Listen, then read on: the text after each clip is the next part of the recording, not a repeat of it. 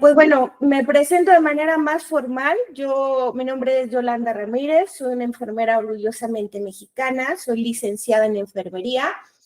Mi área pues de expertise es en el cuidado avanzado, explícitamente en las úlceras de la extremidad inferior, ¿verdad? Por mucho, las lesiones más complejas que nosotros como profesionales podemos tratar por todos los factores agravantes que presentan nuestros pacientes. También soy diplomada en bioquímica y biología molecular por parte de la Facultad de Química de la Universidad Nacional Autónoma de México. Esto, pues bueno, yo me he encaminado con la finalidad de precisar y sobre todo, pues trasladar a mi gremio todos aquellos conocimientos en esta área que pues seguían haciéndonos falta, aunque el camino pues sigue siendo largo. Es importante fundamentar toda la investigación que nosotros hacemos. Me interesa que participemos para que pues hagamos un recuento de lo que, aunque su temario involucra un panorama general, como ya se los mencionó Carmen, a mí me gusta pues estudiarlo a conciencia, a profundidad, es muy necesario y es muy útil. Pero me interesa pues que participen para irnos involucrando. Si lo hacemos en conjunto, los objetivos se cumplen de manera más fácil, ¿verdad? De manera normal o de manera común, los profesionales de la salud son pocos los conocimientos que tenemos en base en principio a lo que es la estructura de ese órgano tan complejo y tan maravilloso que es nuestra piel. Incluso en las formaciones, incluso ya de áreas de especialidad, al menos aquí en México, comenzamos estudiando con modelos anatómicos que, si bien es útil, nos permite identificar las principales estructuras, como por ejemplo las 3 principales capas que componen nuestra piel, lo que son los anejos cutáneos. Vemos que hay estructuras, pues claramente son estructuras vascularizadas, nos permiten observar los límites a nivel estructural que existen entre una capa u otra. También es un órgano que cumple funciones sensitivas y por lo tanto pues va a estar inervado, entre otras funciones. ¿Cuáles son las 3 principales capas de la piel que todos conocemos? ¿Quién participa?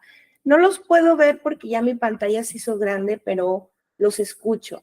¿Alguien quiere participar?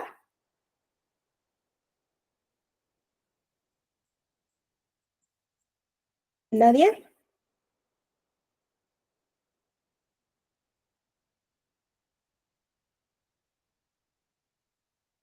¿Nadie quiere participar? No sé si me fui.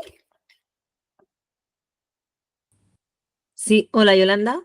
Ay, todo esto es verdad. Es que como escuché algo, Sí, pensé que me Yolanda, había ido. A ver, soy yo, Romina. Romina, Romina, a ver, hola, hola, ¿qué tal? Pues las hola. 3 capas de la piel son fundamentalmente la epidermis, dermis e hipodermis. Ok, eso es algo que pues conocemos todos, pero la realidad es que, como lo he mencionado, pues conocerlo de esta manera es útil, pero pues para nosotros los profesionales de la salud que atendemos pacientes con heridas complejas, por supuesto que es insuficiente, ¿verdad?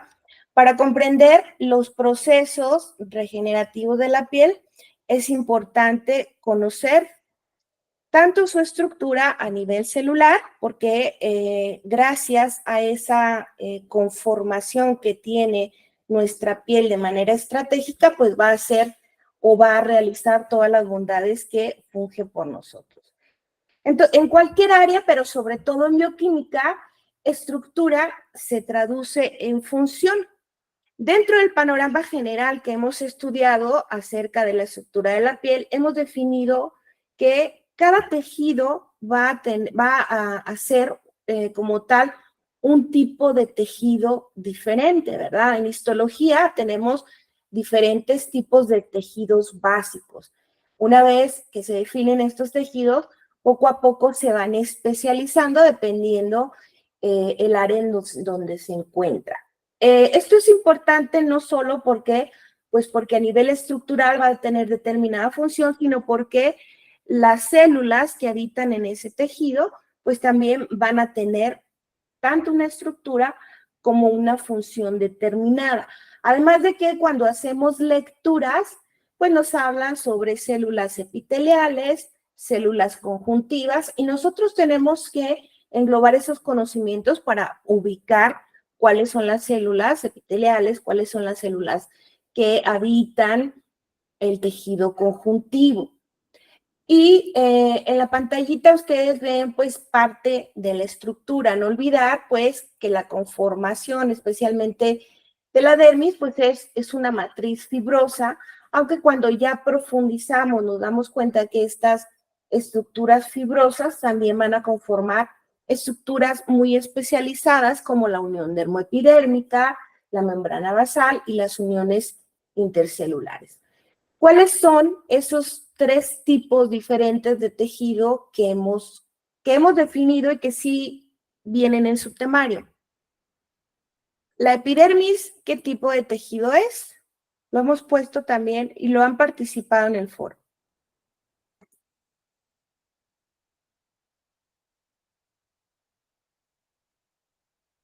Recuerden que ustedes están en un proceso de evaluación y para mí la participación pues es muy importante. Si ustedes requieren por ahí algunos puntos extras para su evaluación, yo lo voy a considerar por medio de su participación en el webinar.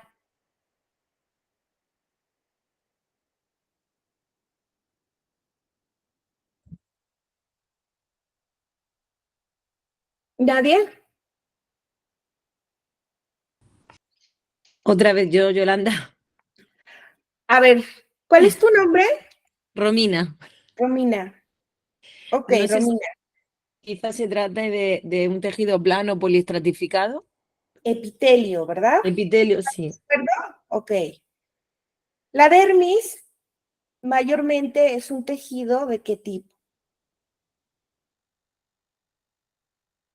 Conjuntivo. ¿Estaríamos de acuerdo? Sí, se me ha ido el micro, sí. Ok. ¿Los demás? Y resaltar que, pues, propiamente el tejido conjuntivo se puede especializar, ¿verdad? Como es en el caso del tejido adiposo que encontramos en qué capa. En la hipodermis. En la hipodermis, ¿verdad? ¿Estamos de acuerdo todos? Sí. Bueno. Entonces, las tres principales capas de la piel, pues son una epidermis superficial, una dermis subyacente y una hipodermis en la profundidad, que también corresponde a la fase superficial de los anatomistas. Pero, pues bueno, como lo hemos mencionado, en nuestra piel se encuentran una variedad de células que van a estar organizadas estratégicamente para formar una barrera biológica protectora sumamente especializada que funge funciones inmunológicas, ¿verdad? Diferentes tipos de protección, además de ser una barrera física, nos permite protección frente a los rayos UV. Es una estructura que al ser inervada debe tener terminaciones nerviosas y células especializadas. Tenemos tres tipos, además de esta frontera física de queratinocitos, tenemos tres tipos celulares en la epidermis. ¿Cuáles hemos visto? Ustedes lo van a definir. Acuérdense que la capa más profunda es la capa basal y si nosotros la ubicamos en estructura, vamos a definir también lo que es la ubicación de esas otras células. Hemos visto, por un lado, las células del sistema pigmentario. ¿Cuáles son esas células? Melanocitos. Melanocitos. ¿Qué más tenemos en el estrato espinoso por encima de estas capas? Tenemos a las células de Langerhans, ¿verdad? Que su función, pues también es activar el sistema inmune en la periferia. ¿Cuáles nos faltan? Las de Merkel. Las células de Merkel, ¿verdad? Los queratinocitos, pues su principal función es sintetizar queratina, que es una proteína hidrofóbica, pero pues también la literatura nos dice que son capaces de sintetizar citocinas, de activar otras células y por lo tanto se considerarían células accesorias de nuestro sistema inmune. ¿Hasta aquí estamos de acuerdo?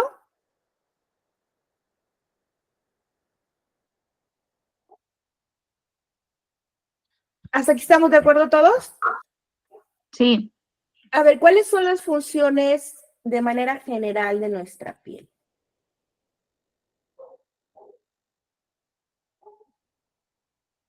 ¿Alguien las quiere nombrar?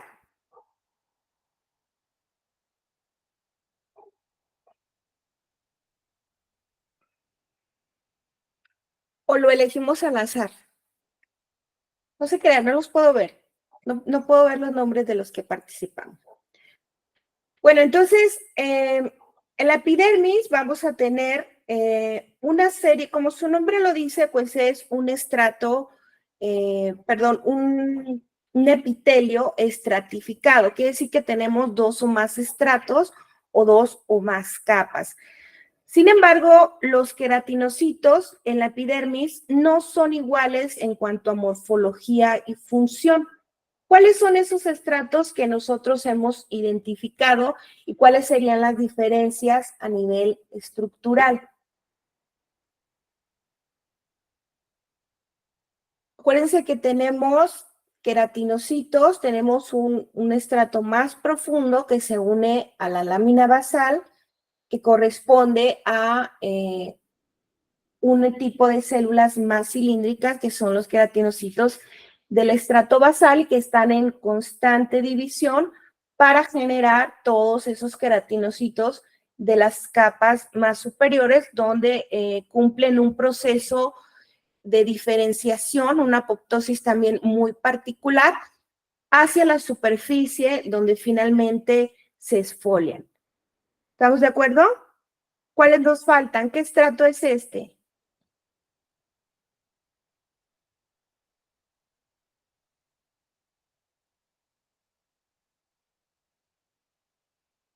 ¿La capa granular? Capa granular. ¿Estamos de acuerdo todos? ¿Y lo han participado en el foro?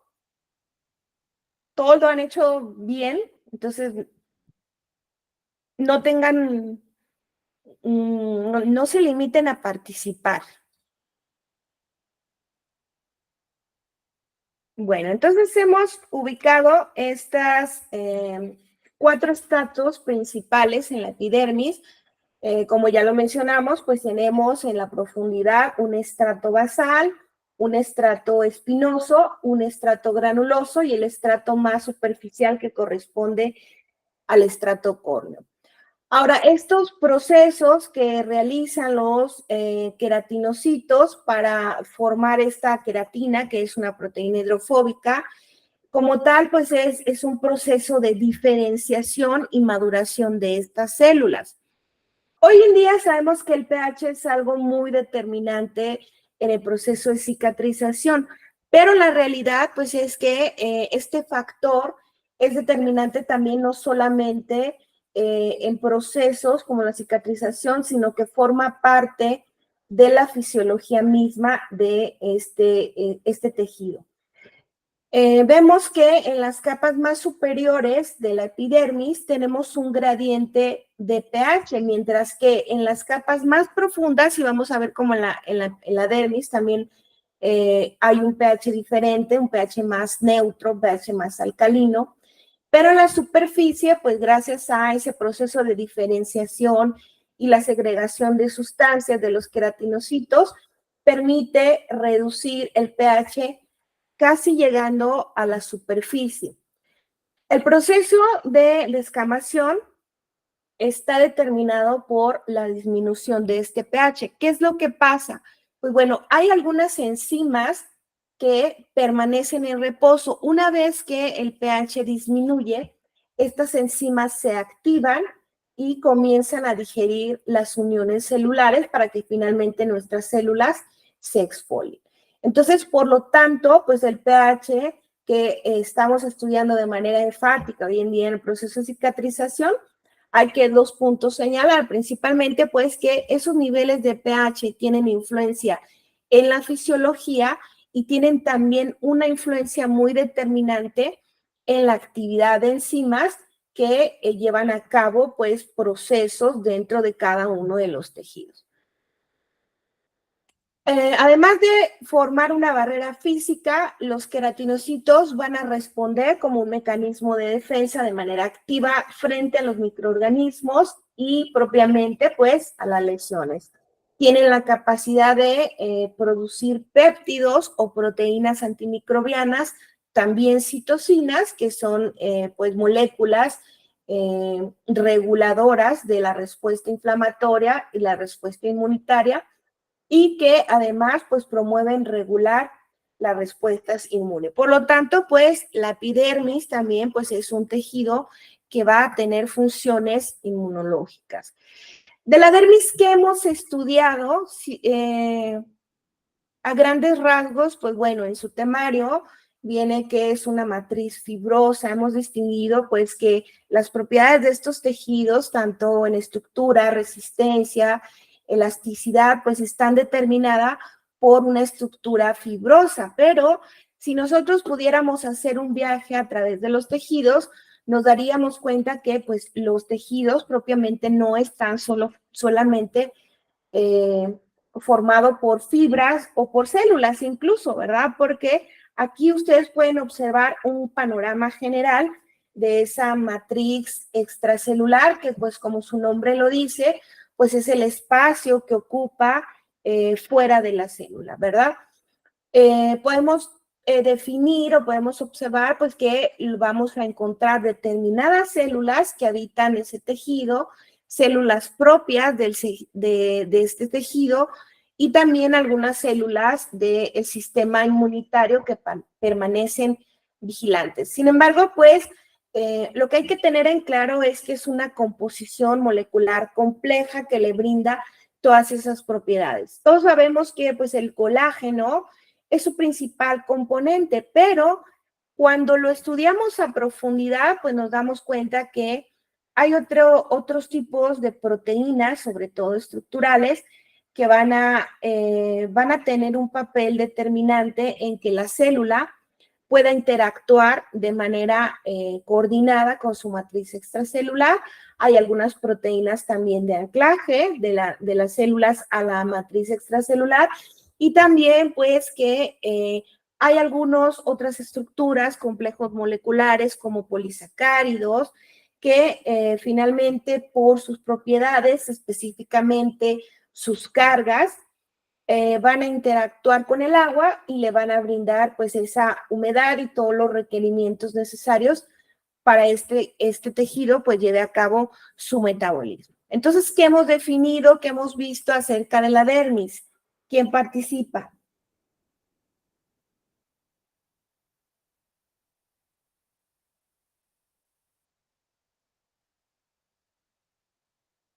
¿Nadie? ¿Otra vez?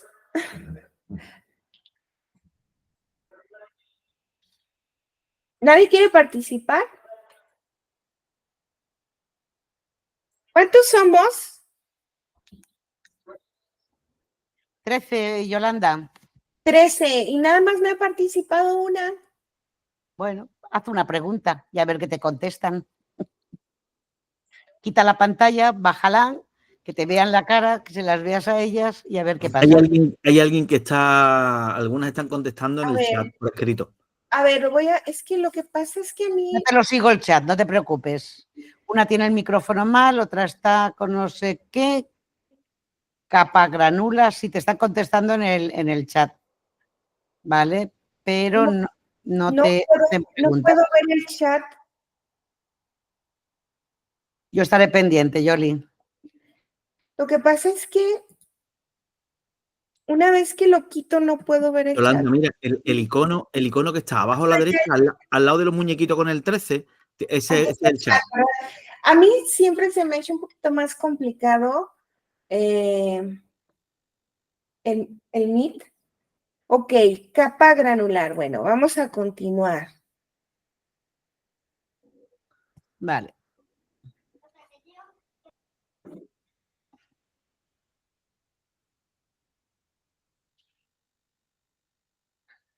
Bueno, entonces, a su vez, pues bueno, la dermis también la vamos a dividir en dos estratos principales, una dermis papilar, que es un tejido conjuntivo más laxo, y una dermis reticular. Es que se me complica un poco leer el chat, pero me gustaría pues que participen también. No te preocupes que yo estaré pendiente del chat. Sí, pero me gustaría más que participen. Ya lo sé. ¿Verdad? Bueno. Son jóvenes. Entonces, a nivel celular, pues bueno, dentro de la dermis tenemos que uno de sus principales actores pues va a ser el fibroblasto, ¿verdad? En su forma activa se denomina fibroblasto, que va a ser el encargado de sintetizar esta matriz extracelular y todos los componentes de la sustancia fundamental. Lo que hay que precisar es que, bueno, en determinados tejidos, la cantidad y estructura molecular de la matriz extracelular va a ser específica y es renovada de manera continua. Estos tejidos, a través del tiempo, maravillosamente, pues nos damos cuenta que van a sufrir un recambio. Los seres humanos nacemos con determinadas proteínas y a través del tiempo, pues van a surgir esos recambios. Es una parte muy interesante que pues nos habla acerca del mantenimiento de la estructura y la fisiología de estos tejidos, y bueno, esto va a ser encargado propiamente por las células que lo producen. Bueno, entonces ya leímos lo que son y hemos mencionado de manera general cuáles son las funciones cutáneas y que esto va a estar pues estrechamente relacionado a su conformación celular. Ahora, lo que hay que resaltar pues es que también, como hemos mencionado, estructura se traduce en función. A lo largo del tiempo pues vemos que cuando nosotros envejecemos, pues nuestras células también envejecen y poco a poco van perdiendo esa capacidad tanto de mantener la estructura y la función de los tejidos, especialmente pues en la piel vemos como la síntesis de esas proteínas, sobre todo estructurales, pues van disminuyendo, ¿verdad? Y nosotros lo vemos reflejado en que en la disminución de funciones protectoras, pero también vemos reflejado el paso del tiempo a través de nuestra piel. La piel es nuestra carta de presentación, nos habla mucho acerca de la etapa de vida de la persona, nos habla mucho acerca de las patologías que presentan, porque también a través de la piel pues nos podemos dar cuenta de determinadas patologías, incluso vasculares, como ya todos lo sabemos, y pues también nos habla acerca de que en determinada etapa de la vida, la piel, pues como en el adolescente, va a sufrir algunos cambios o va a cambiar su metabolismo. ¿Hasta aquí estamos bien? Y bueno, un panorama general de la vascularización de la piel. Acuérdense que pues tenemos dos capas. En la dermis tenemos dos capas. Tenemos unas estructuras que son las papilas dérmicas. Tenemos una estructura ondulatoria que es la unión dermoepidérmica. Y pues bueno, cuando reconocemos esta estructura, pues nos vamos a dar cuenta que es más fácil de manera general, pues reconocer cómo está vascularizada. Ya sabemos que la epidermis, pues es una estructura vascular que se va a nutrir por difusión a través de la dermis. Entonces tenemos de manera general esta vascularización, un plexo superficial y un plexo profundo. Acuérdense que, pues bueno, también en esta estructura vamos a tener lo que son asas, ¿verdad? Asas capilares que van a permitir la nutrición y el intercambio dentro de esta capa más superficial que es la epidermis. Entonces, pues bueno, también mencionamos que parte, aunque algunos autores pues no lo consideran parte de la piel, pues tenemos una hipodermis que está formada por el tejido adiposo, ¿verdad? Que aparte de ser una capa que almacena energía, brinda protección frente a estructuras vitales. A nivel celular, pues son células ricas en lípidos que conocemos como como adipocitos, pero es un tejido conjuntivo especializado y que se va a organizar en el lobulillo separados propiamente por otra estructura de tejido conjuntivo. Entonces, aquí, pues bueno, vemos un panorama general. Es importante tener todas estas consideraciones al momento pues de estudiarlo, ¿verdad? De manera general, proceso de cicatrización, pero la recomendación siempre es profundizar. Y no solamente porque es necesario, es útil porque nosotros, pues bueno, en nuestro camino hemos de tomar muchos artículos científicos y no van a hablar de otra cosa que no sea lo que estamos mencionando, ¿verdad? A nivel molecular, cómo están estructuradas los tejidos, cuáles son las características y la actividad de determinadas células. Bueno, para nosotros comprender el proceso de cicatrización va a ser la base en nuestra formación. Sin embargo, pues si somos sensatos, en la gran mayoría de las formaciones es un módulo al que no otorgamos la carga horaria necesaria. Algo que me gusta a mí resaltar mucho, y sobre todo pues siendo una apasionada de la biología molecular, es que hasta el día de hoy la cicatrización de heridas cutáneas la seguimos considerando como un fenómeno biológico que sostiene diferentes incógnitas.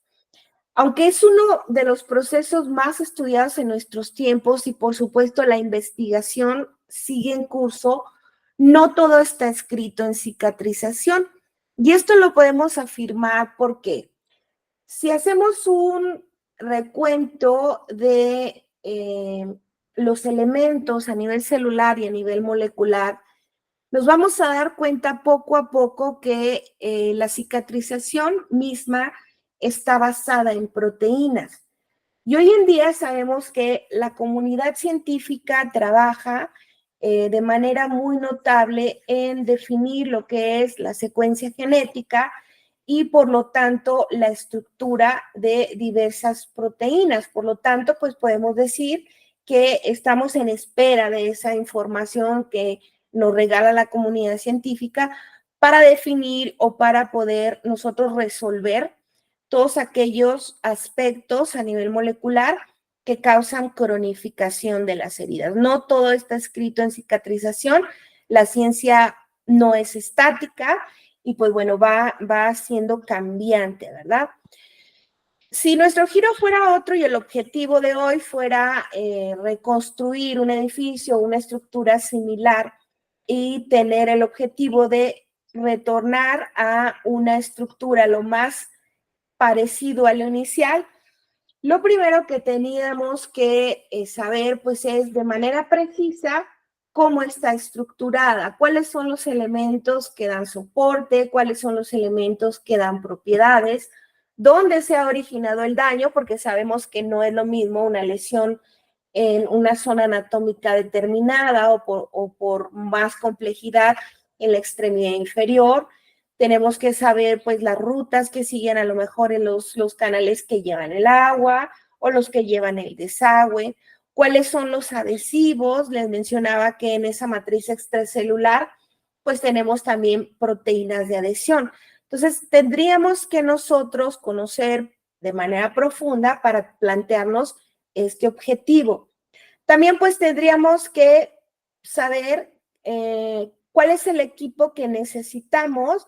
Hay quienes lo suelen comparar con esto, el proceso de cicatrización con la reconstrucción de un tejido. Pero pues nosotros hay que hacer una inmersión hacia los componentes celulares propiamente que van a hacer la reparación de las heridas, ¿verdad? Así como pues en este ejemplo tendríamos que determinar cuáles son las células de nuestro organismo que tienen una capacidad de limpieza, cómo interactúan, cómo se pueden llegar a comunicar y quién tiene la capacidad o el papel de hacer un proceso de reparación. Entonces, pues bueno, una de las maneras más sencillas de estudiar estos elementos, al menos en lo personal, y que es algo que yo les he otorgado a través de mis redes, pues es el esquema propio de la cicatrización. El cuidado de las heridas es tan complejo como el proceso de cicatrización misma. Nosotros sabemos que el cuidado de las heridas debe ser adaptado al proceso de cicatrización.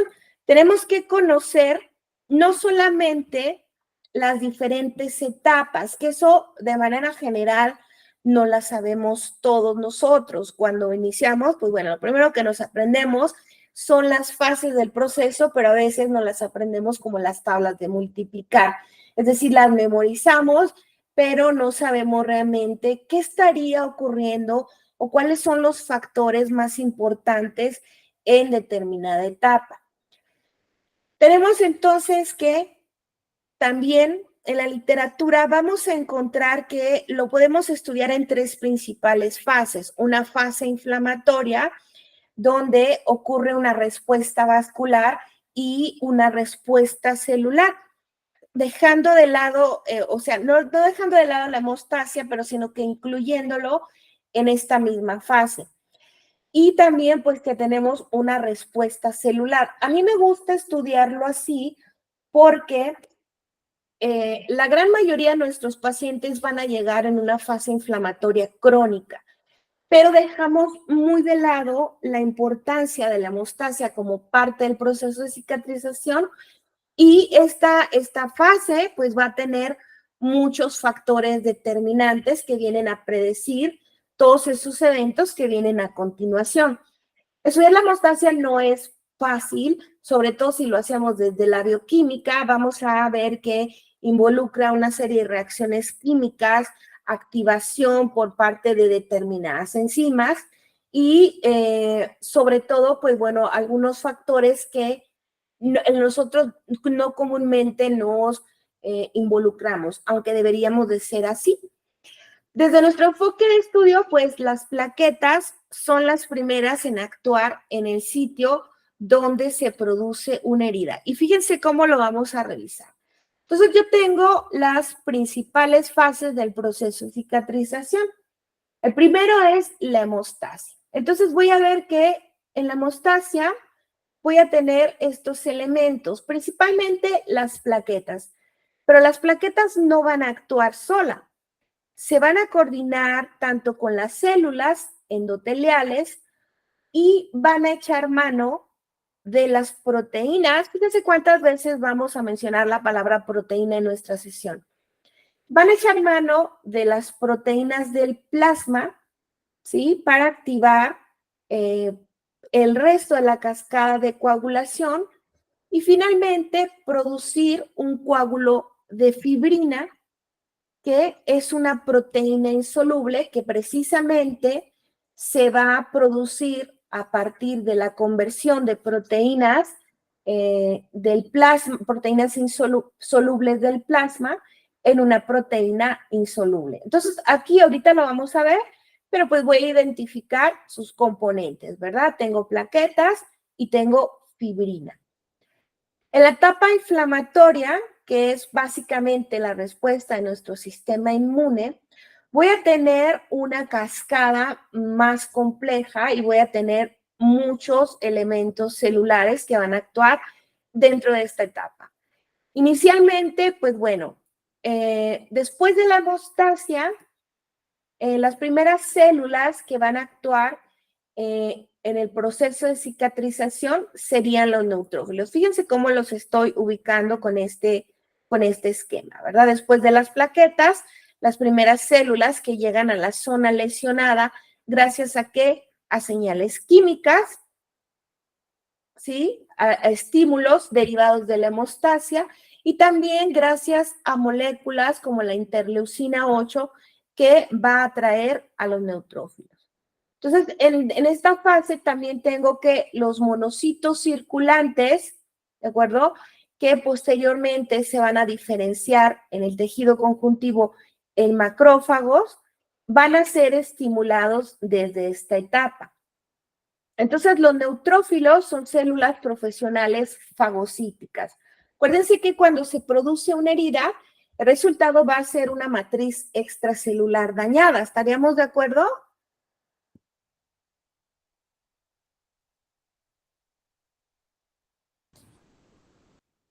Sí. Entonces, así como lo hemos visto en el ejemplo de la diapositiva anterior, hay que hacer una función de limpieza de esa matriz extracelular dañada, de células muertas, y hay que eliminar microorganismos oportunistas o al menos contenerlos.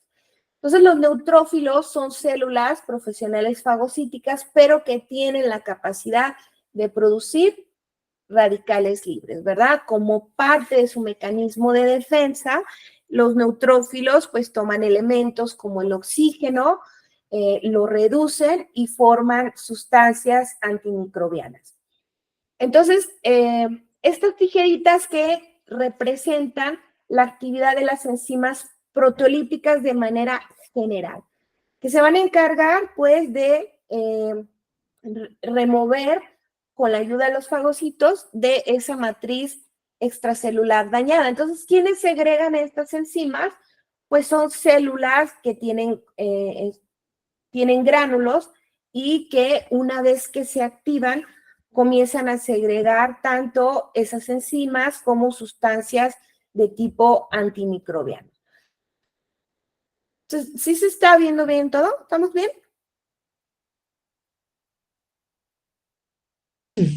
Sí, Todo muy bien. Ok, lo que pasa es que me pone en grande la pantalla y no sé si hay algún problema, no lo puedo ver.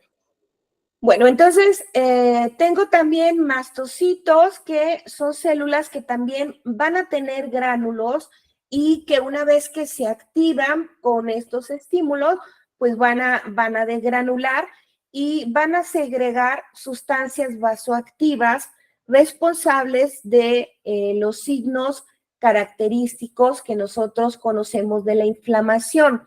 ¿Cuáles son esos signos?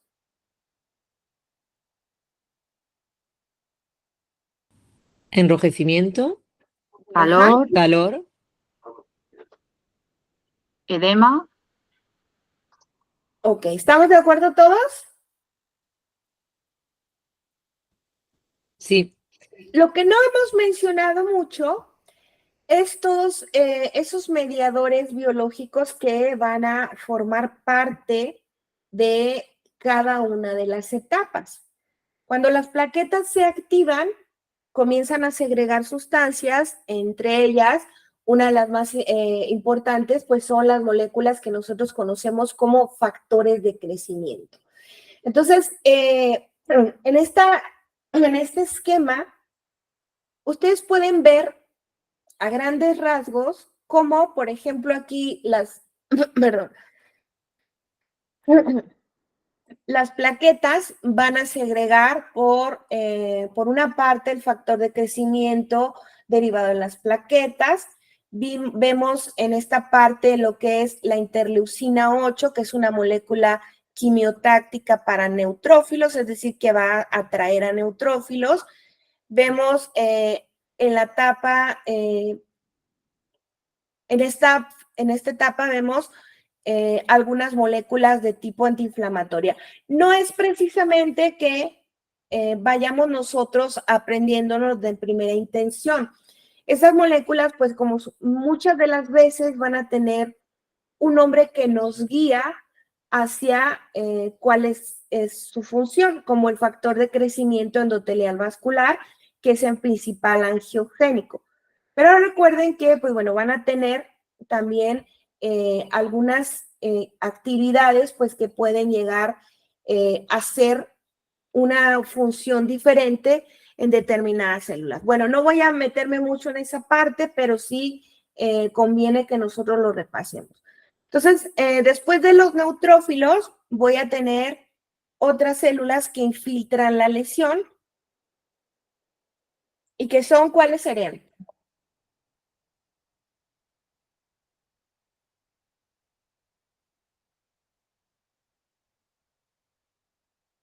Después de los neutrófilos, la actuación principal a qué célula le corresponde. ¿Macrófagos? A los macrófagos, ¿verdad?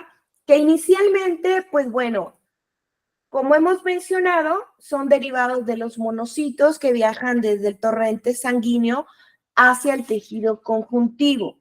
Entonces, inicialmente, pues se diferencian en un macrófago de tipo M1, que es un macrófago con capacidad fagocítica y propiamente, pues va a llegar a ser una fagocitosis repetitiva. Sin embargo, pues estos macrófagos también tienen la capacidad de segregar sustancias como son las citocinas, el óxido nítrico, que va a amplificar esta respuesta inflamatoria y a su vez va a reclutar más células en el sitio de la lesión. Una vez que el estímulo inflamatorio se controla, es decir, que hemos hecho una limpieza en el lecho de la herida, nos hemos hecho de microorganismos, pues la inflamación y el estímulo inflamatorio va a bajar y estos macrófagos pueden llegar a diferenciarse en un macrófago de tipo M2, que va a ser un macrófago que controla la inflamación, es decir, que inhiba todas estas moléculas inflamatorias y que por otro lado comience a segregar sustancias responsables de la reparación de esa nueva matriz extracelular. Entonces, dentro de la etapa proliferativa, como su nombre lo dice, pues bueno, van a haber algunas células que van a proliferar, pero la literatura nos menciona que gran parte de la fuente primaria que nosotros tenemos para la reparación de las heridas es la diferenciación de células madre. ¿Quiénes se van a multiplicar? Pues se van a multiplicar los fibroblastos, ¿verdad? Las células endoteliales van a desprenderse de su matriz y van a comenzar a migrar para después proliferar y formar nuevos vasos sanguíneos. Los queratinocitos, pues ya vimos que también son células que proliferan de manera constante y lo van a hacer también dentro de esta fase proliferativa para permitir la epitelización, ¿verdad? Para reparar la epidermis. Entonces, estos eventos que podemos subdividir dentro de la fase proliferativa, pues también están mediadas por diferentes estímulos, como la segregación del factor de crecimiento endotelial vascular, el factor de crecimiento epidérmico, ¿verdad? Y en la última etapa, pues, bueno, observen cómo en el esquema también nos marca que además del coágulo inicial, en nuestras células que dijimos cuáles son los que van a sintetizar la matriz.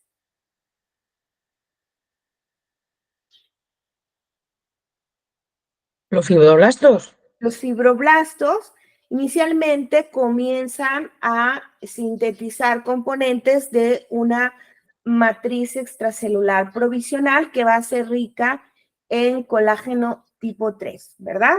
Entonces tenemos una matriz, aquí simula que tenemos una matriz extracelular provisional que inicialmente va a ser de colágeno tipo 3, que es más delgado. Posteriormente, pues, durante la fase de remodelación,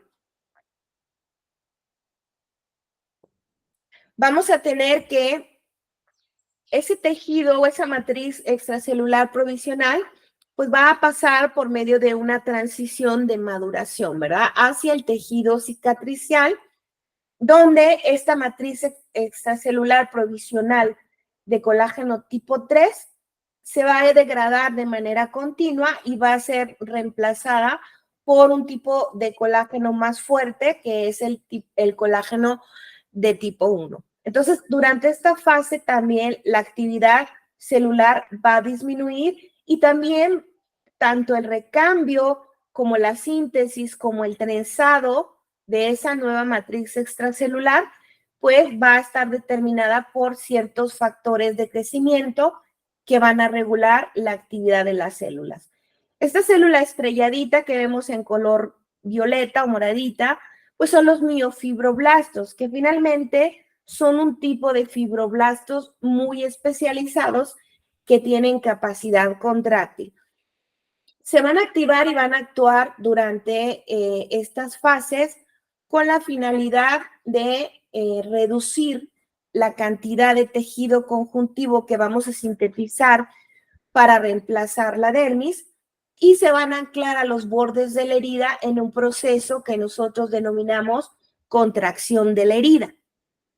Sin embargo, pues bueno, contrario a lo que muchos creemos, los miofibroblastos, aparte de tener esta capacidad, tienen más capacidad propiamente que el fibroblasto común de contribuir a la síntesis de esa matriz extracelular que va a ser el proceso de reparación. ¿Más o menos? Sí, muy bien. ¿Dudas?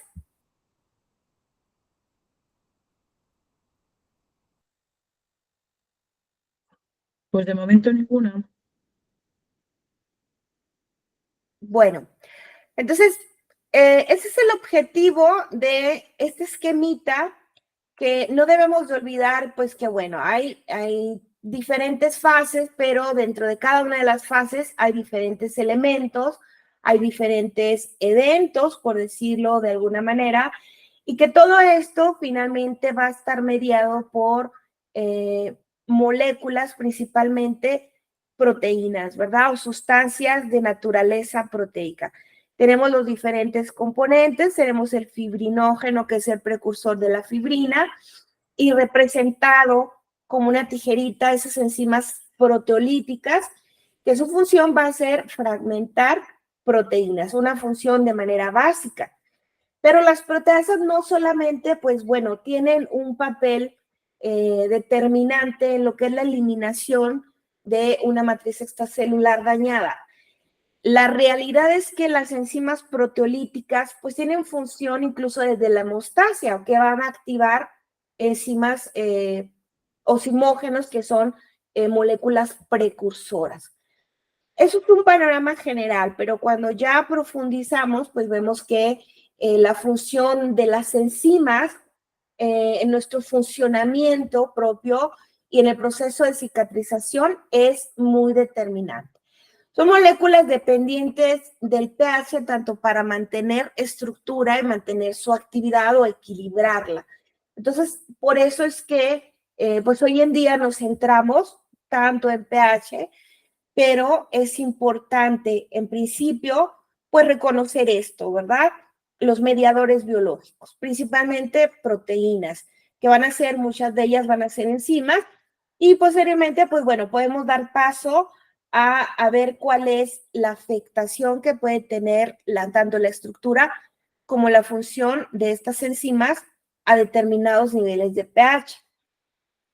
Muchas de estas moléculas que ven ustedes en las fases también se activan en determinados niveles de pH.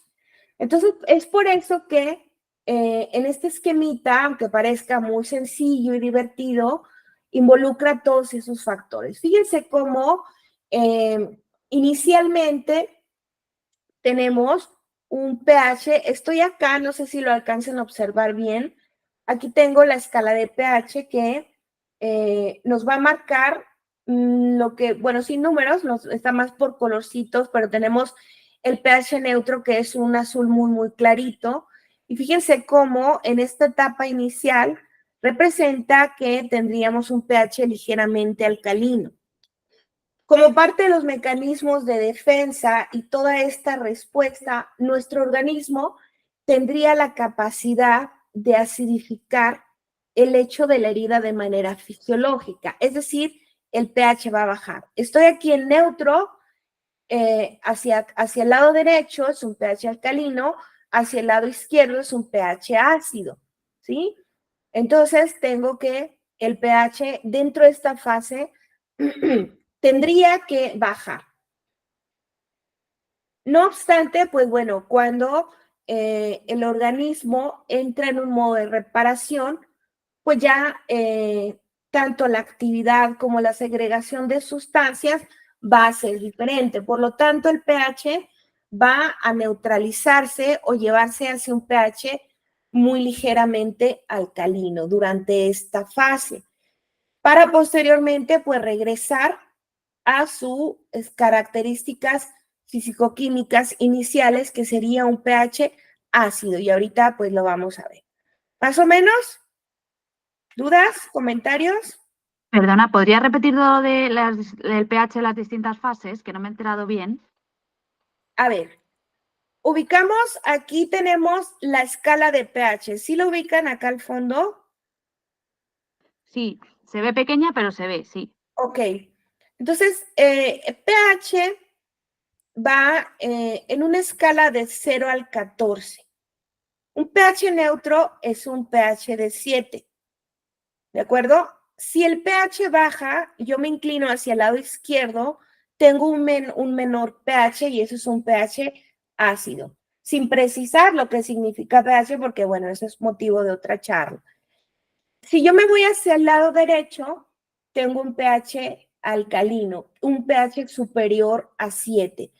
Y que en este esquemita está representado en tonalidades azules. ¿De acuerdo?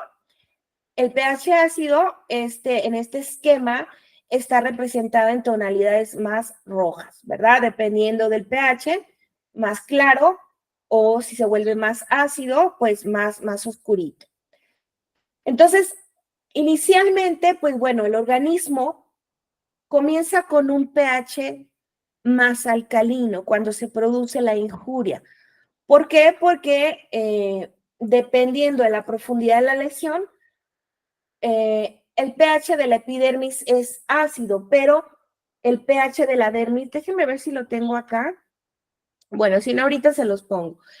El pH de la dermis es más neutro, tendiendo hacia ligeramente alcalino. Entonces, toda esta segregación de sustancias, fíjense cómo parto de un pH ligeramente alcalino a acidificar el lecho durante la fase inflamatoria. ¿Sí? ¿Eso sí queda claro? Sí, ¿Qué es lo que hace el pH? Pues propiamente la demanda de oxígeno, el metabolismo anaeróbico, todas esas reacciones que suceden hacen que la concentración de iones cambie y disminuya el pH. Ok, entonces tengo un pH ácido, que además, pues bueno, va a hacer una interferencia para que los microorganismos mantengan su estructura y mantengan, por lo tanto, su metabolismo. Va a ser un medio en el que no van a crecer, no van a proliferar. Ese es un mecanismo de defensa de nuestro organismo. Posteriormente, pues bueno, cuando ya entramos en un modo de reparación, el pH va a subir, va a tender a subir hasta llegar a un pH, no sé si lo observen bien, pues a un pH más neutro o ligeramente alcalino. ¿Sí lo observan? sí, se ve al fondo. Ahora, ¿cuál es? Pues bueno, uno de los factores, sabemos que las heridas crónicas, pues bueno, que llegan en una fase inflamatoria crónica como tal, pues van a tener un pH alcalino. Y eso está asociado tanto a la no cicatrización por varios factores. En principio va a ser un medio ambiente adecuado para la proliferación de microorganismos. ¿Qué es lo que hace? Pues les permite mantener mejor su estructura y su metabolismo. Y en segundo, pues bueno, va a desequilibrar la actividad de enzimas. Si definimos algunas, pues bueno, estas enzimas destructivas que son las proteasas. Entonces tendrían la lesión crónica, un pH alcalino que va a estar asociado a un retraso en la cicatrización.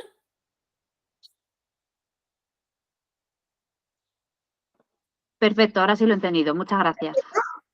Entonces, no sé si se me pasó ponerles la imagen, pero bueno, ahorita abro otra presentación para que definamos el pH en las diferentes capas de la piel, que bueno, por mencionárselo rápido para no estropear la presentación, pues bueno, la epidermis va a tener un pH ácido y la dermis va a tener un pH alcalino. Bueno, ahorita veo a ver si se los comparto, si nos queda tiempo. ¿Estamos de acuerdo? Más o menos, ¿cuáles son los elementos? ¿Cómo van a...? Sí, perfecto. Bueno, entonces para llevar a cabo la hemostasia, que yo les he comentado, es odioso estudiar la hemostasia. Hay un libro de bioquímica que es el Leninger, y bueno, varios que les puedo mencionar, donde nos hablan de manera muy detallada acerca de la hemostasia. Para nosotros nos interesa porque es más allá que un simple proceso que se encarga de detener la hemorragia, ¿verdad?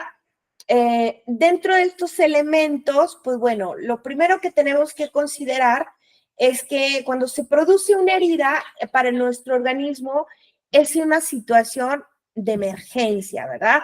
El proceso de hemostasia y todos sus elementos hacen evitar en principio que vayamos nosotros a morir desangrados. Y esto se activa básicamente pues de manera inmediata.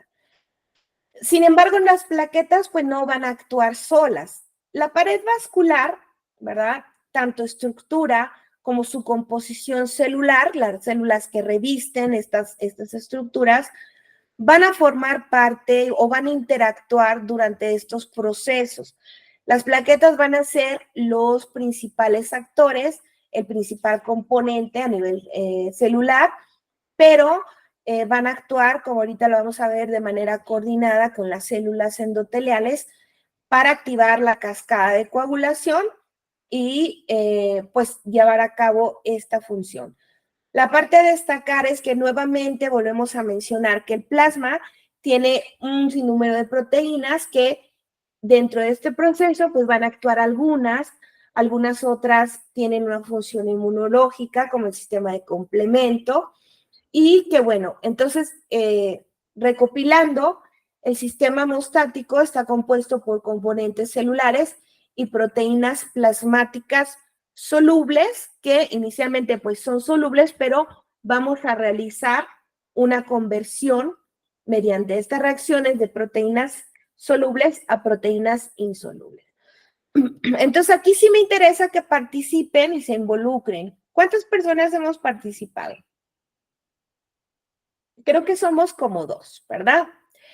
Bueno, entonces, una vez que se lesionan los tejidos vascularizados, acuérdense que las plaquetas van a estar inicialmente en reposo, ¿verdad? Toda esta lesión, pues va a hacer que se activen tanto los componentes celulares y de manera sucesiva activen lo que es la cascada de coagulación. Lo primero que van a hacer las plaquetas, pues es agregarse a la zona lesionada y comenzar a segregar sustancias que van a tomar proteínas solubles como el fibrinógeno para poder estabilizar este coágulo. Vamos a observarlo, pues bueno, lo que voy a destacar aquí es que la exposición de estas estructuras va a hacer que las plaquetas comiencen a adherirse y que también se activen en principio para segregar sustancias. Es una molécula de fibrinógeno que es el precursor de la fibrina, que ese es el lacito que va a reforzar el coágulo para estabilizarlo. Entonces las plaquetas se activan, comienzan a adherirse y una vez, bueno, una de los primeros reflejos que va a tener nuestro organismo es una vasoconstricción, ¿verdad? Gracias a qué? Pues a la segregación de sustancias vasoactivas que permiten reducir el flujo sanguíneo a la zona lesionada. Entonces, de manera inmediata van a actuar las plaquetas que van a comenzar a agregarse y en conjunto con la producción de el factor de von Willebrand por parte de las células endoteliales van a comenzar a adherirse. Esto prácticamente va a funcionar como un pegamento para las plaquetas y entonces van a tener la capacidad de activar todas esas reacciones enzimáticas que van a convertir esas proteínas insolubles en una proteína soluble que es la fibrina. Esta que va a reforzar el coágulo, si lo observan, este coágulo, perdón, que va a atrapar eritrocitos y va a atrapar plaquetas. Denme un momento, por favor.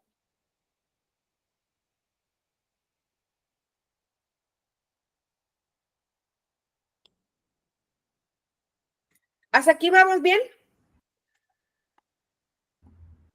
Sí, Sí, todo bien. Es que se me seca un poquito la garganta y tengo que interrumpir, una disculpa. Entonces, bueno, inicialmente, pues bueno, esto va a estabilizar el coágulo, ¿sí? De acuerdo, inicialmente pues va a ser un coágulo provisional. Esta conversión va a hacer que se forme una red de fibrina que va a estabilizar ese coágulo. Una vez que el coágulo ha cumplido su función, pues bueno, hay que deshacer ese coágulo y ¿quiénes van a actuar? Otras enzimas, ¿verdad? Que van a llegar y hacer digestión de ese coágulo.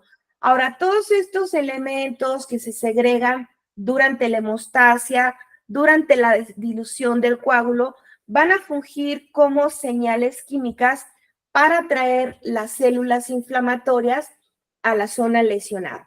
Entonces, ¿qué es lo que vamos a destacar también en esta parte del proceso de la hemostasia? Pues bueno, que tengo que comprender cómo está estructurado también lo que es el tejido sanguíneo, ¿verdad? Que va a tener una intervención durante estas fases del proceso de cicatrización, así como todos sus elementos celulares. Después de la vasoconstricción inicial, va a suceder una vasodilatación posterior y va a permitir, pues, la llegada de las células que vimos en el esquemita anterior para que lleguen a realizar su función. Entonces, como su nombre lo dice, pues bueno, estos factores liberados durante la hemostasia van a ser un potente estímulo para dar paso o más correctamente dicho, amplificar la respuesta inflamatoria. Entonces, estamos de acuerdo que, como ya lo hemos visto en los esquemas anteriores, el resultado pues va a ser una hemorragia, ¿verdad? Vamos a tener una fase de hemostasia y coagulación, pero pues vamos a tener estructuras dañadas, una matriz extracelular dañada, células muertas y eso hace que el organismo pues reclute células que van a tener finalmente esa capacidad de limpieza o de contener los microorganismos. El proceso es dinámico, ya lo vimos, pues como nuestras células tienen que coordinarse, tienen que comunicarse, pero también hemos visto que va a involucrar células transitorias y residentes. ¿Cuáles son esas células transitorias? Pues las que llegan reclutadas o atraídas durante este proceso a la zona lesionada y que vimos que habitualmente se van a encontrar en el tejido sanguíneo. Y las células residentes propias pues del tejido conjuntivo y propias de nuestros tejidos. ¿Hasta aquí vamos bien? sí. Y muy bien. ¿Cuál es la primera Sí. célula que llega a la zona lesionada? Ya lo vimos en el esquema anterior. ¿Quiénes llegan primero? Eso es pregunta de examen.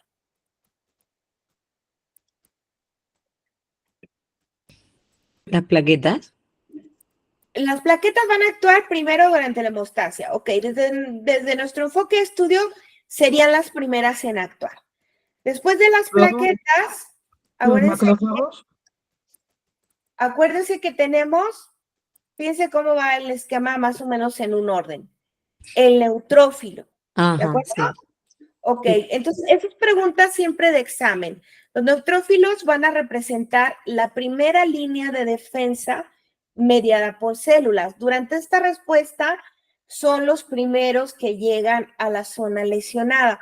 Aquí vamos a observar algo que pues, no he puesto en sus diapositivas por cuestiones de tiempo, pero una parte muy importante cuando nos involucramos a estudiar pues estos grupos celulares, una parte importante es observar el núcleo de las células, ¿verdad?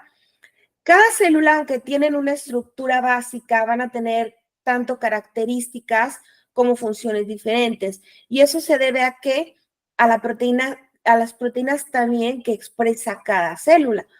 Una de las maneras más sencillas de identificarlo, pues es con su núcleo, ¿verdad? Los neutrófilos que tienen un núcleo multilobulado se pueden identificar fácilmente en extendidos sanguíneos. ¿Por qué? Porque son células de la sangre que participan en el proceso de cicatrización, pero son atraídas mediante estímulos que pueden ser pues la secreción de sustancias, ¿verdad?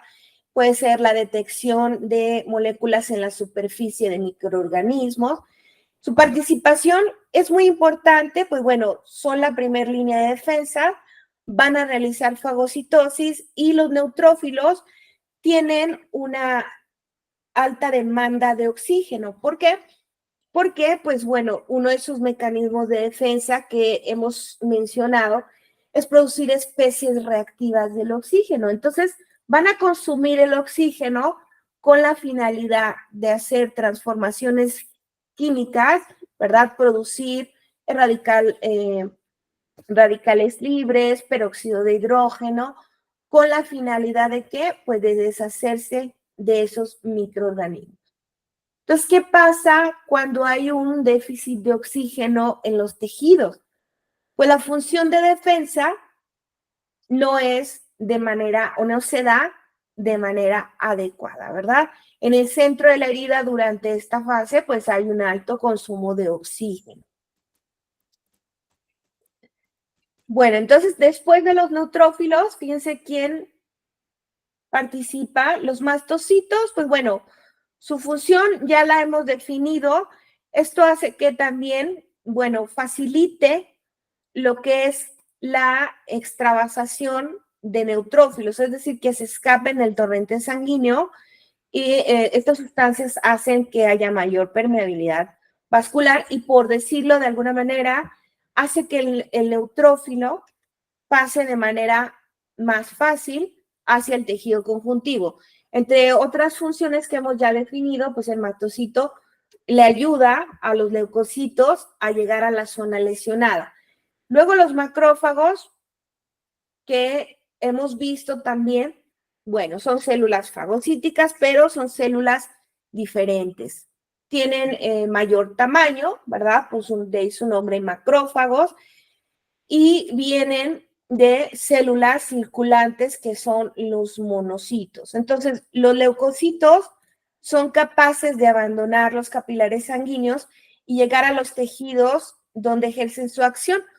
En la pantalla ustedes están viendo un monocito circulante que se coordina con las células endoteliales para poder extravasarse y llegar al tejido conjuntivo donde ejerce su acción. La cicatrización es dependiente de 3 eventos importantes. El movimiento, del movimiento, de la división y de la síntesis proteica celular. Entonces, cuando hablamos de movimiento, pues bueno, nos referimos a lo que es la migración, ¿verdad? O el traslado que deben de tener determinadas células para llegar a llevar a cabo su función. Y de la división, pues ya hablamos que algunas células tienen que multiplicarse para sustituir células dañadas. Y la síntesis de proteínas, que bueno, no solamente pues implica la nueva síntesis de una matriz extracelular estructural, sino que pues precisamente la fabricación o la síntesis de estos mediadores biológicos que van a actuar en cada una de las etapas. De manera sencilla, pues bueno, esta es cómo se coordinan nuestras células para extravasarse al tejido conjuntivo. Claramente, pues bueno, hay que tener un poco más de claridad, ¿verdad? Porque hay receptores, hay ciertas proteínas en la superficie celular que van a interactuar entre ambas células para poder hacer una extravasación. Pero, pues, en un panorama general, pues bueno, vendría siendo este. Entonces, los macrófagos se originan de monocitos que abandonan la circulación sanguínea para ejercer su acción fagocítica en la matriz extracelular del tejido conjuntivo. Entonces, el macrófago es un fagocito también y tiene la capacidad, pues bueno, de esta fagocitosis, de producir también algunos antimicrobianos y de, a su vez, sintetizar citocinas, pues que son moléculas que sirven como un estímulo para dar una orden a nuestro sistema inmune, que puede ser una orden de segregar más citocinas o de trasladarse a la zona lesionada. Entonces, inicialmente el macrófago lo que va a hacer es amplificar esa respuesta inflamatoria y como ya lo vimos, pues bueno, una vez que se controla el estímulo inflamatorio, pues bueno, van a diferenciarse en un tipo de macrófago antiinflamatorio que es el macrófago de tipo M2, que tiene la capacidad de regular la inflamación y de sintetizar moléculas que estimulan los procesos de fibroplasia, los procesos de la angiogénesis y los procesos de epitelización. En este esquema vemos que entonces el macrófago que viene de precursores que son los monocitos se diferencian en el tejido conjuntivo y tenemos un tipo de macrófago de tipo M1 que es un macrófago inflamatorio y un macrófago de tipo M2 que es un macrófago antiinflamatorio.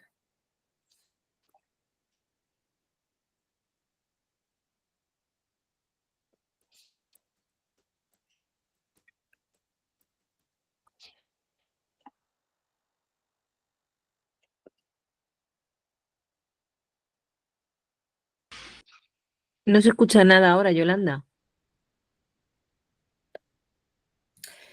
Perdón, he tenido que pausar un momento porque me estaba ahogando por acá. Ah, vale, perfecto. Salida. Pensaba que se me había ido el sonido. Es que es tan molesto el ruido que me tuve que ausentar por unos segundos. Nada, pensaba que se había ido el micro. Está haciendo frío ya, aquí ya está cambiando el clima y pues bueno, ya casi 40 años, pues bueno, ya no es lo mismo. Bueno, entonces, más o menos nos va quedando claro. Sí, muy bien. La fase proliferativa va a estar determinada por varios procesos. Uno es la fibroplasia, que como su nombre lo dice, pues es la formación de fibras.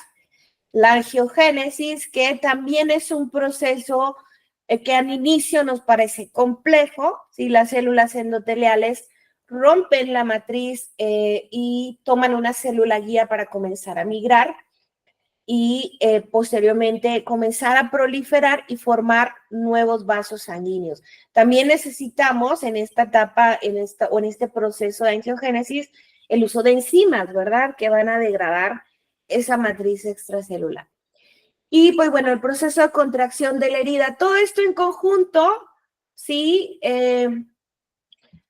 va a traer consigo la formación de ese tejido de granulación que pues la gran mayoría de nosotros conocemos, que es una matriz de tejido fibroso, también formada por vasos sanguíneos y por células, y que acuérdense que los queratinocitos van a comenzar también a migrar, estoy acá arriba del tejido de granulación, desde los bordes hacia el centro, ¿verdad?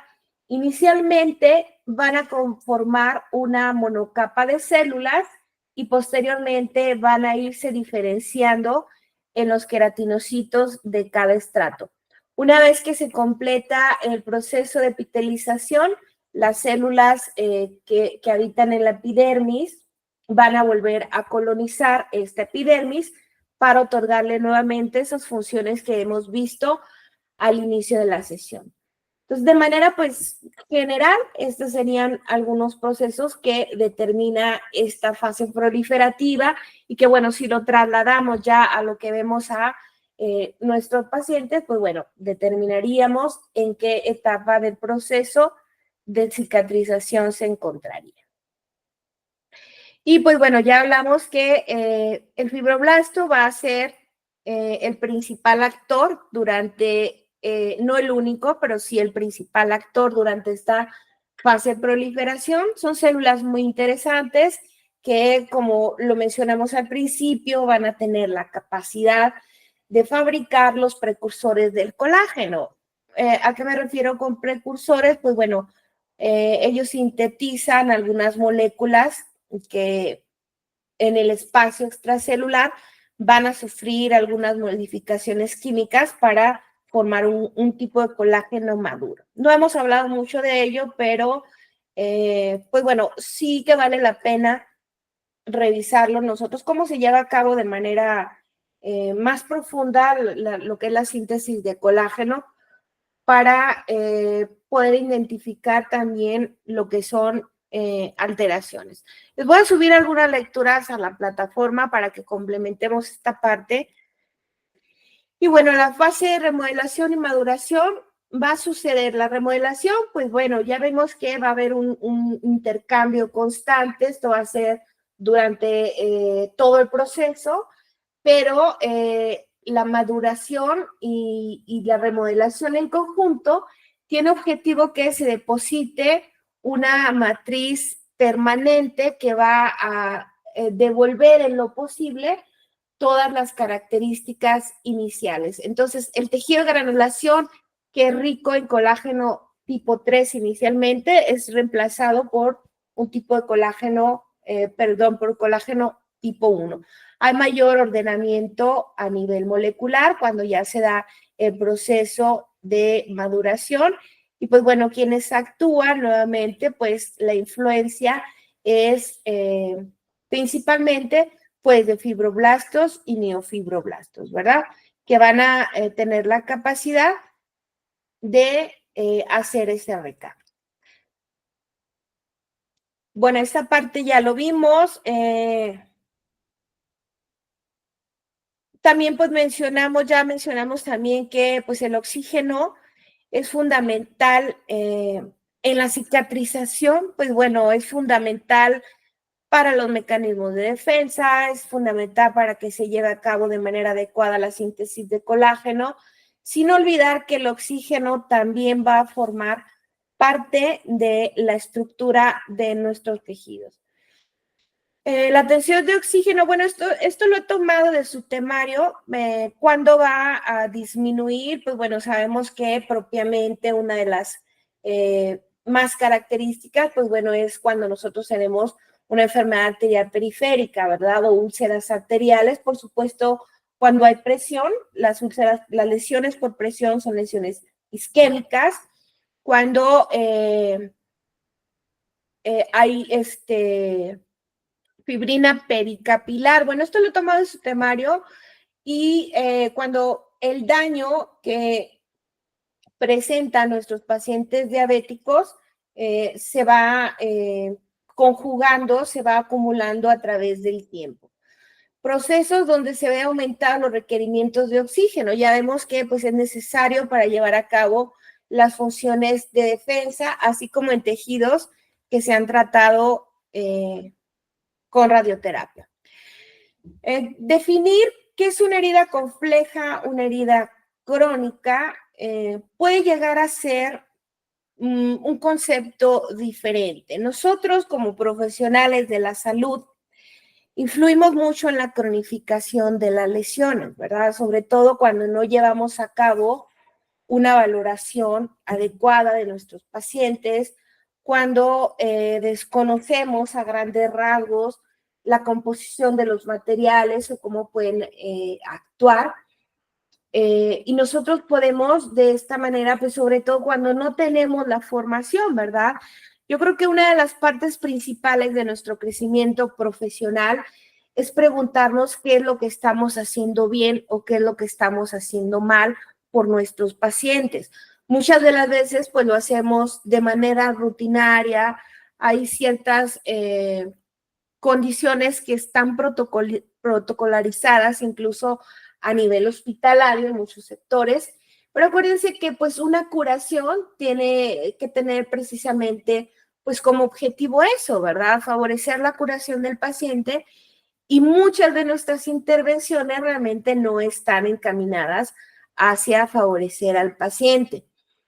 Cuando hablamos de heridas complejas, hablamos prácticamente de factores que pueden ser propios del paciente y que van a limitar esa capacidad de nuestro organismo de llevar a cabo todas esas interacciones que hemos visto durante la sesión. ¿Qué sucede? Bueno, de manera general, durante con la edad avanzada, alguno de los puntos que podemos marcar es que las especies reactivas de oxígeno que se producen de manera normal durante el metabolismo se van acumulando y van a dañar la arquitectura celular. Nuestras células, aunque tienen una estructura básica, pues tienen ciertas particularidades, pero estas estructuras básicas como la membrana plasmática, pues es especialmente susceptible al daño oxidativo. Entonces, no es lo mismo que tengamos una célula viable con una estructura y una función óptima, a que sí, con el paso del tiempo o el daño que puede llegar a suceder con una respuesta inflamatoria crónica o exacerbada, que lleven a cabo este proceso. Entonces, también hemos hablado acerca de que, pues bueno, nuestras células tienen que comunicarse. En principio, la afectación de la membrana plasmática va a interferir con la recepción y la traducción de señales. Por lo tanto, pues bueno, va a haber un déficit en la respuesta, ¿verdad? Principalmente en la respuesta del sistema inmune. Entonces, los pacientes de edad avanzada, pues el proceso ya va a ser más lento, ¿verdad? Vimos que pues ya las funciones de nuestra piel pues va a cambiar precisamente porque con el paso del tiempo va a cambiar esa estructura. Entonces, si hay un déficit de la respuesta inmune y si hay una cicatrización más lenta o más prolongada, pues tenemos más riesgo de complicaciones como la infección. Sin embargo, pues bueno, siempre que se produce una herida a menor o mayor estímulo, va a haber una respuesta inflamatoria. Existe un fenotipo proinflamatorio, pero habría una pobre respuesta celular. Por eso es que nuestros ancianitos pues tienen más riesgo, ¿verdad? Más riesgo de complicaciones como la infección. Dentro de la edad avanzada, pues bueno, también a este nivel encontramos que hay menor respuesta a antígenos nuevos, hay disfunción en la actividad de neutrófilos, entonces ya vimos cuál es su intervención, cuál es su mecanismo de defensa, y si hay disfunción, menos respuesta, ¿verdad? Y con ella, pues más factores de riesgo. Mencionamos también que una de las fuentes primarias de la cicatrización son las células madre, ¿verdad? Que hay en ciertos nichos en los tejidos. Conforme avanzamos en edad, hay menor diferenciación de células madre. Esto limitaría, pues claramente, esos procesos, tanto de defensa, porque hay muchos tipos de células madre, como de reparación. Y hay cambios a nivel estructural y, por lo tanto, a nivel funcional. Si hablamos de la hiperglucemia crónica, pues bueno, estas moléculas inflamatorias tienen una sobreexpresión. Esto está determinado por varios factores. Uno de ellos es el genético. Si cesa la eliminación de células inflamatorias, si es decir, si estas células no son removidas, sino mueren, pues el estímulo inflamatorio, la fase inflamatoria, se va a prolongar. Hay nivel elevado de proteasas, hay desequilibrio de pH y hay un estrés oxidativo derivado no solamente pues de una respuesta inflamatoria exacerbada, sino de los propios daños que tiene el organismo por la hiperglucemia sostenida. Disminuye la tensión de oxígeno. Bueno, ya sabemos que la diabetes y la enfermedad arterial periférica van de la mano, desafortunadamente, y que bueno, esto hace que disminuya la tensión de oxígeno, pero también, pues bueno, en estos pacientes hay una afectación ya a nivel de actividad de fagocitos.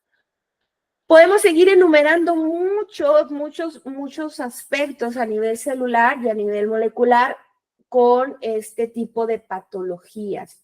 Entonces, hay déficit también en la liberación y diferenciación de células madre. Hay interferencia en la replicación del ADN, por lo tanto, pues no se da la proliferación de manera adecuada. Imagínense qué va a suceder si los fibroblastos mueren antes de tiempo, antes de fungir su función y hacer un proceso de reparación, pues la cicatrización no se va a dar.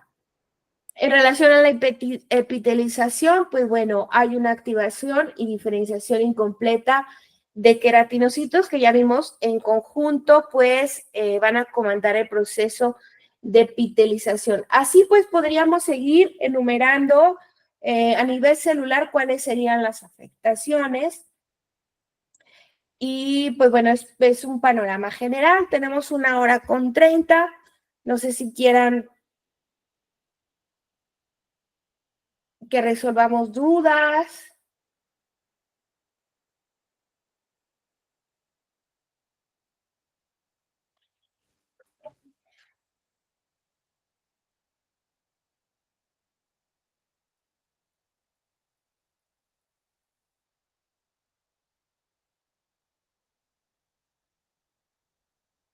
Hola, hola.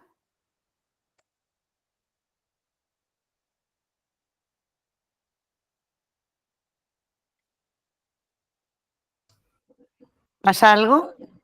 No, ya terminé. Ah, Está todo el mundo conectado, pero no contesta nadie. No, Yo la verdad es que es la primera vez que tengo oportunidad de poder escucharte completa y la verdad que me ha encantado. es una crack. pero no participan. No, bueno, yo me he inhibido de participar. Yo Tenía muchas preguntas, pero me he inhibido. Sí, pues bueno, la verdad es que para ver este tema que es muy amplio, es muy bonito. A mí me encanta, pues bueno, se nota, yo sé que se nota, pero siempre el tiempo es poco. Yo siempre recomiendo, pues, precisamente la interacción. A veces en la plataforma, bueno, les da un poquito de menos inquietud participar y ya, pues, se pueden digamos, inhibir un poco menos para participar. A mí sí me gusta mucho que participen cuando estamos en sesión, que vamos retroalimentando y vamos involucrando. Y ese sería, dice Romina. Romina tiene una Sí, pregunta. ¿puedo hacer una pregunta? Sí.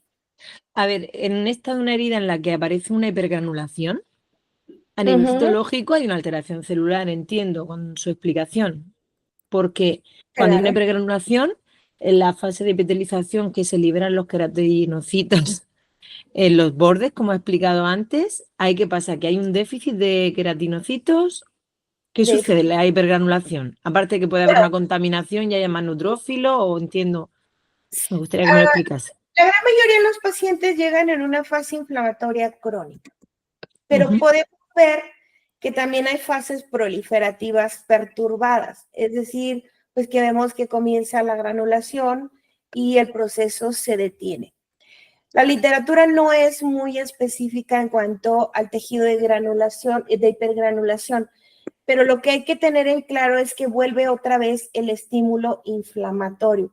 Es un poquito complejo de explicar a grandes rasgos porque hay algunos factores que responden a la hipoxia y que son responsables propiamente de la formación de este tejido.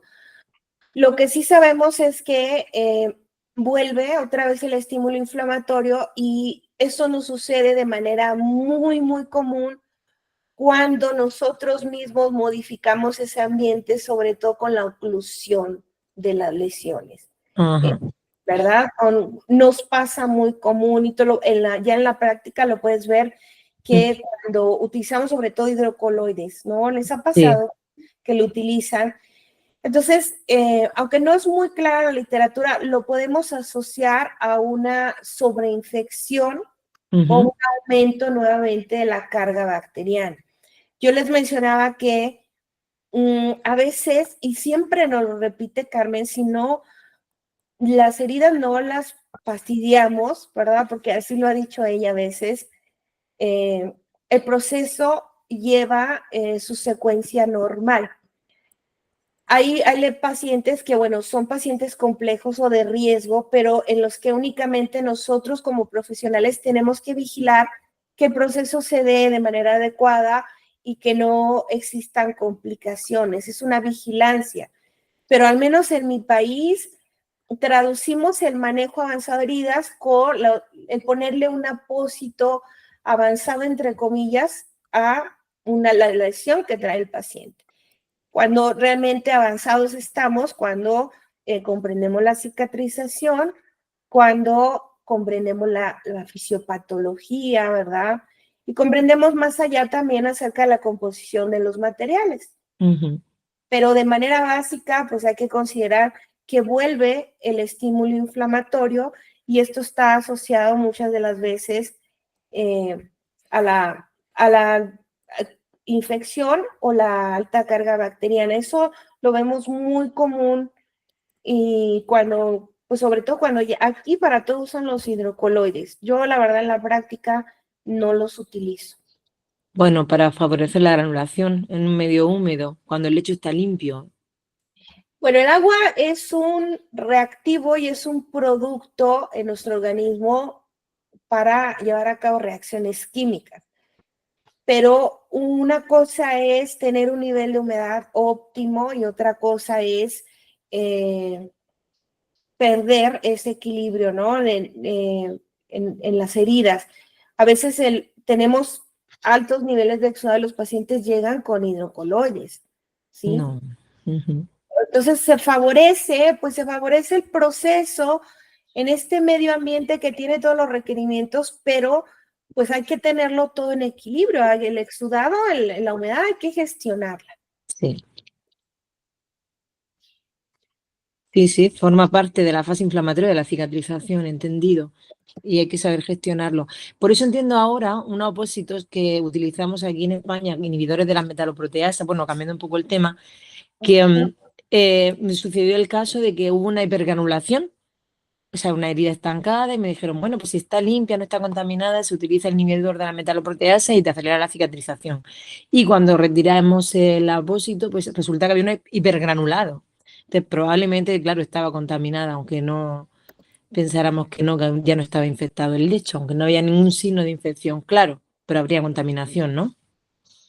Y mientras tengas tu infección o tengas alta carga bacteriana, las metaloproteasas difícilmente las vas a controlar, ¿no? Porque hay que tener en claro que estas enzimas, algunas las sintetizan nuestras células y algunas las sintetizan los microorganismos. Entonces, pues hay enzimas que son favorables, pero hay que tener en claro cuál es la fuente de estas enzimas para, si yo tengo tejido inviable, tengo un proceso infeccioso, o sea, no tendría sentido que yo piense en un inhibidor de proteasas cuando las puedes inhibir controlando la fuente de estas enzimas.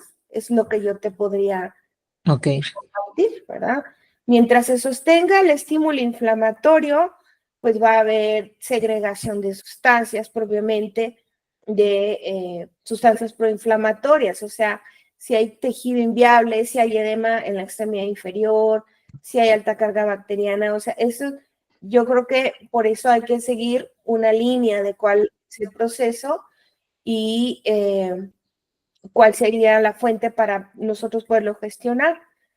Carmen. Ok, sí, gracias, Yolanda. Quería aclarar un poco a esta cuestión porque se nos olvida lo que son las metaloproteasas con demasiada frecuencia y se nos olvida que cuando aquí hablamos en España de un producto que es inhibidor de las metaloproteasas, casi siempre se están refiriendo a un único producto. Y es un único producto que además es un hidrocoloide de base. Por lo tanto, pues bueno, es súper normal lo que le ha sucedido a esta compañera. De hecho, uno de los conceptos que hablaremos cuando me toque la materia y tal, es aclarar que absolutamente todos los productos que controlen la infección o la inflamación son moduladores de las proteasas, Así es. incluida la compresión terapéutica, porque al drenar todo el líquido de la linfa y lo que conseguir reducir esa inflamación, probablemente sea el mejor modulador de las proteasas porque quita todos esos detritus del intersticio. Por lo tanto, por eso es tan importante que comprendamos cómo funciona todo esto. Por eso el exceso de las metaloproteasas controla la infección y verás cómo lo solucionas. Otra cuestión es cuando hay defecto. A lo mejor tenemos que aportar colágeno, pero tú nunca puedes aportar colágeno si hay algo de inflamación. No sé si con esto te aclaro un poco más la duda que tenía la persona que ha preguntado. Totalmente, Carmen. Muchas gracias. Ha quedado bien claro. Muchas ¿Quién gracias. eres? Romina. Ah, perdón, creí que eras... creí que la voz me había sonado afina, perdón. No, Romina. Muchas gracias, Carmen. Hasta ahora. Romina, que es la más participativa en este grupo. Sí, Sí, he sido la follonera de esta tarde. Y es- pero porque eso es bueno. no, es que, bueno, a mí sí me gusta que participen porque no es lo mismo que estemos detrás de la pantalla, nada más hablando. Entonces, a mí sí me gusta mucho. ¿Tienen alguna otra duda o que compartir? ¿Los demás?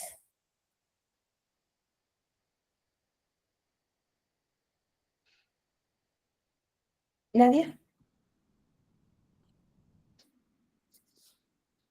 ¿Nos vamos? Bueno, les voy a poner en el foro a ver preguntas, a ver si nos quedamos. Carmen, tú sé si queramos concluir. Cuando tú quieras, si ya no hay Bueno, más preguntas, cerramos. les voy a mandar por el foro algunas preguntas, Eso es. ¿verdad? No, pero Para ya que con el foro de la plataforma. a lo mejor se desenvuelven más ya por el foro. Pero bueno, yo los invito a seguirse pues profundizando, ¿verdad? Es un proceso muy bonito, ciertamente es complejo, pero ya cuando vamos obteniendo un poquito de más claridad, nos damos cuenta pues de muchas cosas. Yo les agradezco el día de hoy pues su presencia, David, gracias, y Carmen, y pues bueno, nos despedimos entonces. Muchísimas gracias a ti, Yolanda. Ha estado súper interesante. Gracias por todo. Hasta luego. Hasta pronto. Cuando queráis podéis ir eligiendo el tema del trabajo de fin de curso y ya sabéis, preguntarnos para poder ayudaros. Y recordar que hay que participar en todos los foros para poder sacar el título del curso. Hasta dentro de poco. Hasta luego.